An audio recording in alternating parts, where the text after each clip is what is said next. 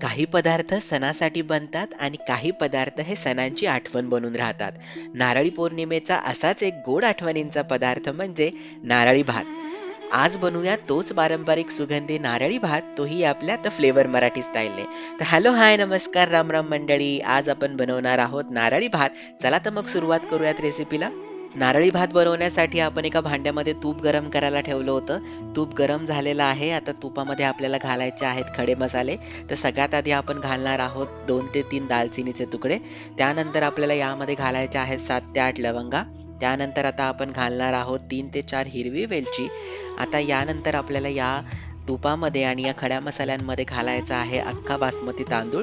तिथे आपण 2 कप अख्खा बासमती तांदूळ स्वच्छ धुवून तो अर्धा तास भिजत ठेवलेला होता.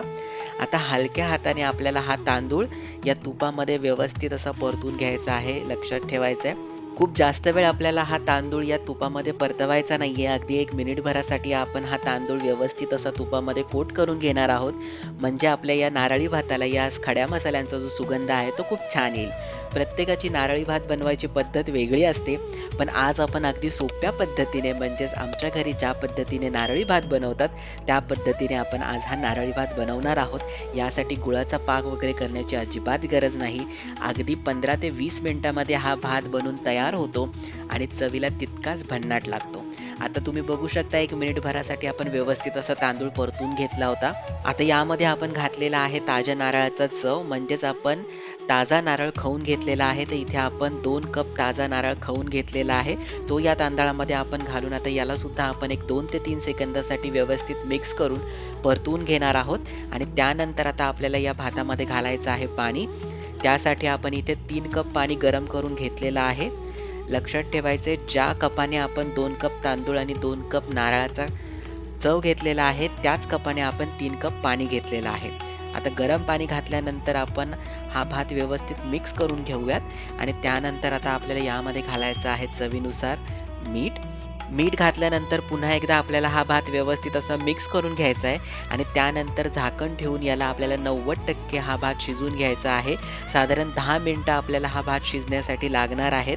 तर अशाच चविष्ट आणि पारंपरिक रेसिपीज जर तुम्हाला बघायला आवडत असतील तर आपल्या यूट्यूब चॅनेल द फ्लेवर मराठीला सबस्क्राईब करायला विसरू नका. आणि तुम्हाला जर आपले व्हिडिओज आवडत असतील तर लाईक, शेअर आणि कमेंट नक्की करा, कारण यामुळेच आपले व्हिडिओज इतरांपर्यंत पोहोचायला मदत होते. मंडळी, अजून एक छोटीशी गोष्ट सांगायची होती. आपले व्हिडिओज खूप जण आवडीने बघतात, पण त्यातले बरेच जण अजूनही आपल्या चॅनेलला सबस्क्राईब करायला विसरतात.